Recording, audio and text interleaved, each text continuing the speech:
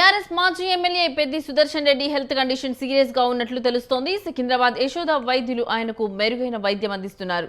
సుదర్శన్ రెడ్డి ఆరోగ్యంపై బీఆర్ఎస్ నేతల్లో టెన్షన్ నెలకొనగా మాజీ ఎమ్మెల్యే ఆరోగ్యంపై ఎప్పటికప్పుడు కేసీఆర్ ఆరా తీస్తున్నారు. కేటీఆర్, హరీష్ రావులు యశోద ఆసుపత్రికి చేరుకుని సుదర్శన్ రెడ్డికి అందుతున్న ట్రీట్మెంట్ వివరాలు తెలుసుకుంటున్నారు.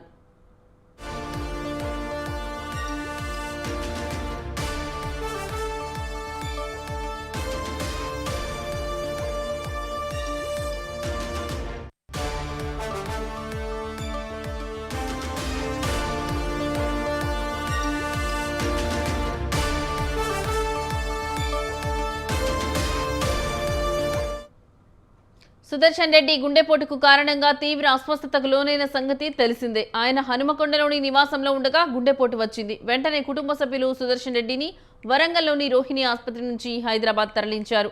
అక్కడి నుంచి సికింద్రాబాద్ యశోద ఆసుపత్రికి సుదర్శన్ రెడ్డిని షిఫ్ట్ చేశారు. గ్రీన్ ఛానల్ ఏర్పాటు చేసి యశోదకు తీసుకొచ్చారు.